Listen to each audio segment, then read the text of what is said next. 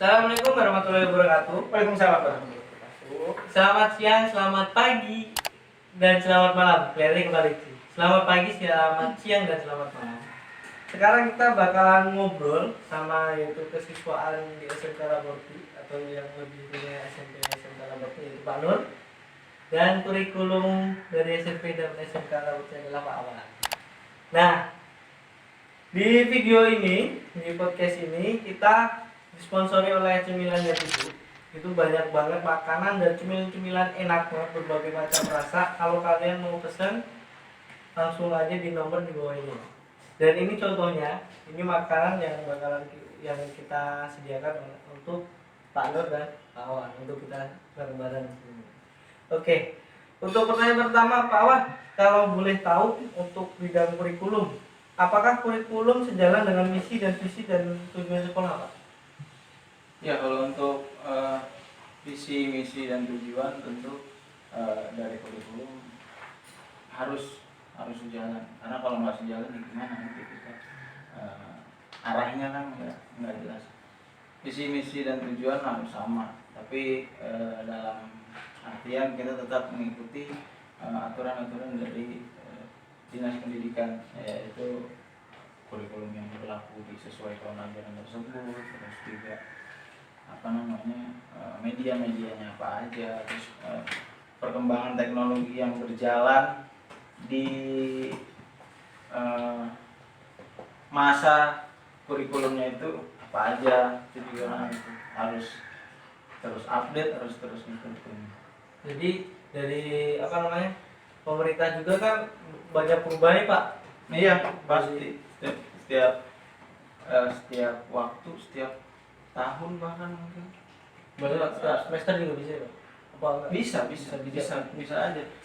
Kayak misalkan karena sekarang kita lagi kondisi Covid, enggak nyampe 1 tahun ajaran, hitungannya 2 semester, setengah semester, 1 semester kita udah berubah metode pembelajarannya. Mau nggak mau kurikulum pun harus menyesuaikan dengan kondisi yang ada.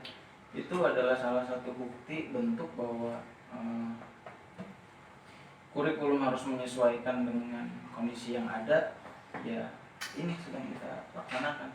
Media pembelajaran berubah, terus jadwal pelajaran diatur, terus pembelajarannya pun dibuat sedemikian rupa agar pertama dari gurunya menyesuaikan, muridnya menyesuaikan, lalu sarana prasarananya pun ikut menyesuaikan gitu. Kalau untuk kan sekarang ini lagi ini pandemi COVID-19, Bapak ini sebagai kurikulum banyak nggak sih kesulitan yang didapat akibat dari pandemi ini? Kesulitan pasti ada banyak, karena siapapun yang menjalani kehidupan di masa sekarang belum pernah ketemu sama kondisi saat ini. Iya nggak sih? Ya, jadi kan? Dulu yang kira tinggal ngatur ini aja, tiba-tiba datang pandemi seperti ini, jadi wah gimana caranya biar murid juga bisa mengikuti pelajaran ya, Pak? Berantakan, jujur berantakan, karena kita udah rancang media pembelajaran yang benar ya. 1 tahun itu kita buat, 1 tahun ajaran, tiba-tiba di pertengahan berubah. Otomatis kita juga harus menyesuaikan, harus beradaptasi. Kesulitan itu pasti ada, tapi tetap kita maksimalkan, lalu kita buat alternatif agar semua rencana pembelajaran ini tetap berjalan sesuai rencana yang udah kita buat. Gitu. Jadi ternyata menjadi kurikulum itu harus cepat beradaptasi ya, Pak? Iya. Sesuai keadaan juga ya. Betul. Jadi fleksibel lah ya fleksibel aja. Fleksibel. Jadi ikutin aja, ikutin jalur aja. Terima kasih Pak Ulu ya, Bu. Itu. Sekarang untuk kesiswaan Pak Nur. Santai. Pak Nur ini adalah orang yang paling hebat, Saya lihat sih setiap hari itu visi misi Selalu hidup saya senang, itu ya. selalu bahagia. Jadi anak-anak yang merenung di pagi hari itu disemangati oleh Pak Nur. Halo anak-anak, sapanya gimana sih Pak? Ya, Kangen saya. selamat pagi. Nice. Itu cakapan yang apa namanya disampaikan oleh Pak Nur untuk siswa. Untuk siswa untuk anak-anak gitu ya. Pak Nur, Ya, itu Pak, bagaimana ruang lingkup dalam pengolahan kesiswaan itu Pak? Ya gini, kalau kita ngomong ruang lingkup berarti kita ngomongin namanya konsep manajemen ya, konsep manajemen. Kalau kesiswaan di sini kan sudah mempunyai tugasnya salah satu yang dibilang tadi ya, ruang lingkupnya seperti apa. Nah, kalau untuk kesiswaan dari anak pertama kali masuk sampai nanti berakhirnya studi di satu sekolah, contohnya di sekolah SMP, SMK, berarti saya harus selalu mendampingi. Ya, mendampingi dalam bentuk persuasif maupun tindakan seperti itu. Kalau seumpamanya kesiswaan di sini tidak turun tangan di mendampingin anak ini kan perubahannya semakin hari ini kan berubahnya kan tidak menentu. Soalnya anak di SMP, di tingkat SMP atau SMK ini belum menemukan suatu jati dirinya gitu. Jadinya masih kalau dibilang itu belak-belok. Nah, tugas kita kesiswaan di sini secara persuasif itu secara namanya nasihat dan sanksi ini perlu kita lakukan. Terutama untuk anak SMP juga ya Pak? Ya SMP apalagi yang lebih tahun-tahun ini yang kesiswaan dilakukan ini malah ke tingkat SMP. Ke tingkat SMP ini yang lebih condong melakukan tindak-tindakan di luar batas. Gitu. Kalau gini Pak, Bapak menanggapinya itu seperti apa Pak? Menanggapi siswa-siswinya? Ya kalau saya pertama saya menanggapi dengan cara positif. Kan anak ini kan tidak boleh 100% disalahkan Ya. walaupun melakukan kesalahan gitu ya. Kan banyak faktor. Yang pertama faktor keluarga. Nah, di rumah sudah mempunyai masalah, jangan sampai di sekolah itu kita punya namanya permasalahan lagi gitu. Makanya persuasif itu penting. Ya, ngobrol dari hati ke hati itu sangat penting kita lakukan karena anak zaman dahulu sama sekarang itu 360 derajat ya. Ya contohnya lifestyle anak zaman dulu kayak gini Pak? Iya. Gitu. Nah nih, Bapak ini kan selaku kesiswaan untuk SMP dan SMK. Nah, ini kan SMP dan SMP ini kan beda ya, dari usia juga pasti beda dan penanganannya pasti beda. Bapak gimana sih bisa konsisten gitu untuk nanganin mereka tuh? Ya kita sebenarnya kalau dibilang konsisten nggak 100% konsisten, tetapi kita koordinasi sama wali kelas, sama kesiswaan sekolah-sekolah lain, bapak ibu guru, kepala sekolah. Nah ini kita punya satu dasar gitu. Suatu dasar itu mendidik anak untuk berbuat baik, berarti kita harus memberikan satu contoh. Ya, contoh. Kalau hanya sekedar peringatan, teguran itu tidak akan masuk ya, apalagi anak sekarang kan berbeda dengan anak yang dulu. Kalau anak yang dulu salah pukul, pasti diam. Kalau anak sekarang kita pukul bukannya benar, pertama melawan, yang keduanya malah tambah jauh ke kita gitu ya. Nah, ini yang menjadi pikiran saya ini. Saya alhamdulillah kalau mau malam aja, mau tidur aja, istirahat itu saya masih kepikiran anak-anak laboratorium. Luar biasa. Yang pertama ya mungkin kenakalan ini kan diakibatkan oleh beberapa faktor yang ya keluarga, ya lingkungan, ya di sekolah. Nah, ini kita selesaikan dengan cara-cara yang dingin ya. Ya persuasif tadi dari hati ke hati, terus ada pemanggilan orang tua, terus ada sanksi. Nah itu salah satu namanya usaha-usaha kesiswaan untuk mengatasi tingkat SMP dan SMK. Tetapi saya akan lebih mengutamakan kenapa lebih dekat saya tuh ke SMP. Karena SMP di sini tahun-tahun kemarin ini sangat-sangat berbahaya, malah lebih kejam daripada mohon maaf nih tingkat SMK gitu. Mungkin kalau untuk SMK mungkin kenakalannya itu masih ada batasannya gitu ya, masih ada batasannya. Juga masih sadar ya Pak, SMP Ya. kan udah beranjak dewasa Ya. juga ya. Jadi wah aku ngelakuin ini apa namanya Akibatnya seperti akibatnya ini. seperti apa dia masih membuktikan. Iya, Tapi iya. untuk anak SMP ya udahlah. Oh iya, kalau anak SMP itu tuh mudah terhasut. Ayo ikut, ayo mandi, begitu. Makanya belum apa ya, mempunyai jati diri. Masih labil lah. Masih nyari lah ya. Oke Pak, untuk yang pertanyaan selanjutnya Pak, menurut Bapak bagaimana proses dalam penerimaan siswa baru dalam pandemi seperti ini Pak? Oh iya, yang pertama kita ada namanya cara online ya, cara online dengan cara kita melalui media sosial, kita namanya supaya orang-orang di luar sana itu melihat, oh ya di sini ada sekolah Labodi dengan cara apa ya, mudah ya, dengan cara handphone aja, dengan HP aja kita bisa melihat Media sosial. ya, media sosial itu kita bisa melihat namanya sekolah SMP dan sekolah Labodi ini. Nah yang kedua dengan cara namanya datang langsung juga bisa ya, melalui yang pertama adanya namanya pendaftaran ya, terus formulir, terus calon peserta didik ya, itu yang sangat utama kan di situ. Nah, itu mungkin itu aja Ki, yang ini ya. Tapi Ya. berpengaruh nggak sih Pak? Ya sangat berpengaruh. Kalau tahun ini sebenarnya pengaruhnya sangat besar gitu. Soalnya kan kita tidak bisa bertatap muka secara langsung ya. Tetapi alhamdulillah sampai detik ini hasilnya juga lumayan gitu, walaupun belum maksimal, tetapi ya kita udah usaha, kita udah berdoa, mungkin hasilnya belum maksimal, mungkin besok lebih maksimal lagi. Amin. Oke. Jadi untuk penerimaan siswa baru ada linknya nggak Pak? Ya ada. Kita mempunyai satu link ya yang sudah di media sosial. Silahkan nanti mungkin adik-adik yang masih bingung menentukan sekolah ya, sekolah negeri dan swasta itu sama saja. Tidak ada namanya ibaratkan berbeda. Toh di masyarakat itu nggak akan berpengaruh. Yang penting kita sekolah yang baik, ikutin aturan, menjadi anak yang berbakti dan berakhlak yang mulia.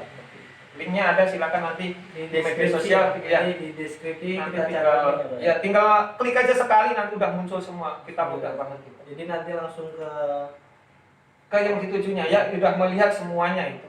Tinggal ngeklik aja satu klikan. Oke, ini Pak, pertanyaan terakhir nih buat Bapak Pak Nur Oh yes. sebagai kesiswaan. Oh iya. Bagaimana fungsi bimbingan konseling di sekolah ini, Pak? Oh iya. Kalau bimbingan konseling ini kan sebenarnya khusus ya, bukan kesiswaan, tetapi ada satu bidang ya, BK namanya, bimbingan Itu namanya konseling BK ya? BK. Kalau zaman saya sekolah mungkin BP namanya ya. Nah sekarang digantikan BK. Nah ini sangat penting karena BK ini kan bimbingan konseling ini dari pertama masuk sampai dengan nanti mencari suatu pekerjaan sampai menikah, itu stadinya dilihat, sosialnya dilihat, sampai nanti dia berumah tangga itu masih bisa, namanya masih dilihat gitu loh oleh BK. Makanya konseling ini sangat penting karena menentukan jati diri seorang anak atau siswa-siswi itu ya BK, yang mengarahkan BK. Tapi kan selama ini ya Pak, yang terjadi di lapangan kebanyakan kalau dipanggil sama BK itu pasti bersangkutannya dengan Permasalahan. Ya. permasalahan. Makanya kalau BP dulu itu akan lebih apa ya namanya ya, lebih tegas ya. BP dulu itu tugasnya itu memang konseling, tetapi pasti pertama yang ditemuin guru BP itu pasti galak. Iya. Pasti galak.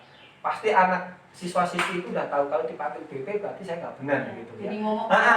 Tapi sekarang berbeda. Kalau dipanggil BP ini bukan suatu masalah aja, yang prestasi itu juga perlu kok. Itu perlu. Kalau mempunyai suatu bakat juga harus dipanggil ke BK karena konseling ya, curhat-curhatan ya kan. Kita tidak, kan ada beberapa siswa itu kalau ditanya mungkin tidak jujur, tapi kalau BK ini punya satu keilmuannya ya, itu khusus untuk meneliti tentang kejiwaan ya, lebih paham. Kalau kesiswaan di sini hanya memberikan suatu sanksi kan. Tadi kalau BK Pak ini anak ini ya kesiswaan turun tangan setelah BK tidak mampu mengatasi. Nanti kalau itu saya BK, wah saya nggak kuat Pak. Nah itu naiknya ke kesiswaan ke saya gitu. Nanti kalau saya nggak kuat naik ke atasan saya, berarti kepala sekolah kan gitu. Kalau Ini kepala sama. saya nggak kuat pak. Ya udah kita pulangkan, kembalikan lagi ke Orang tua. orang tua kalau itu permasalahan gitu ya. Kan Permasalahan. yang di sini kan bukan hanya permasalahan, Ya. yang prestasi pun Prestasi kita juga. harus ya. Jadi semua itu butuh komunikasi Iya, ya Pak ya. makanya saling berkomunikasi dari wali kelas, BK kesiswaan, kepala sekolah.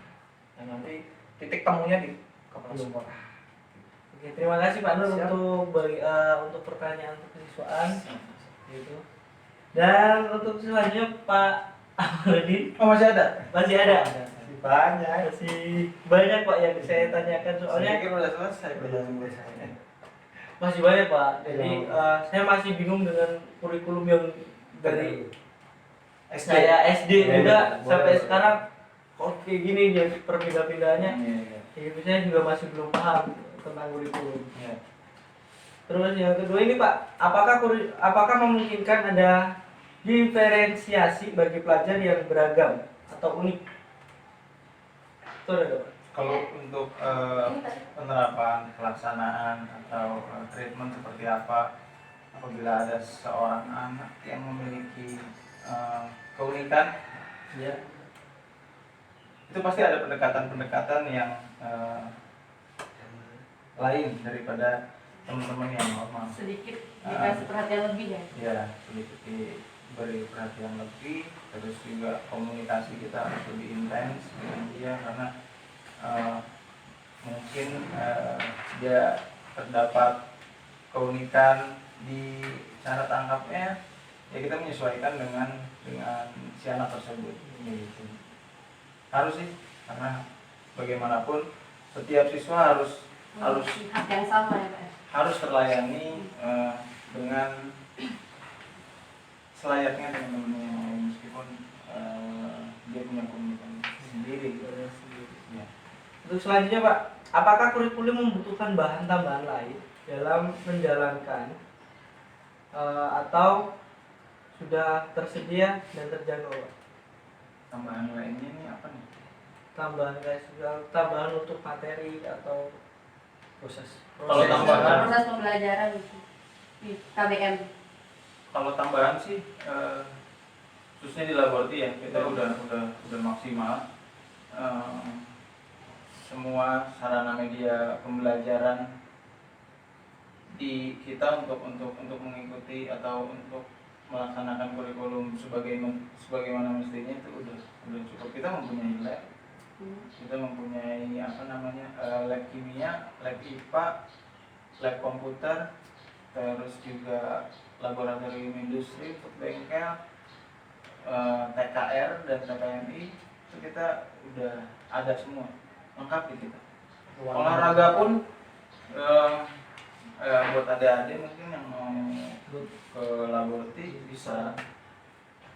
Ya coba main aja dulu ke sekolah gitu. Lihat-lihat dulu. Lihat-lihat dulu. Tapi kita di laboratorium juga pernah berprestasi ya Pak di bidang. Oh banyak itu dia dengan penunjang yang cukup, dengan penunjang yang memadai kita bisa menciptakan anak-anak yang berprestasi. Jadi anak-anak bisa eksplor Iya, kemampuan mereka gitu ya Pak. Betul.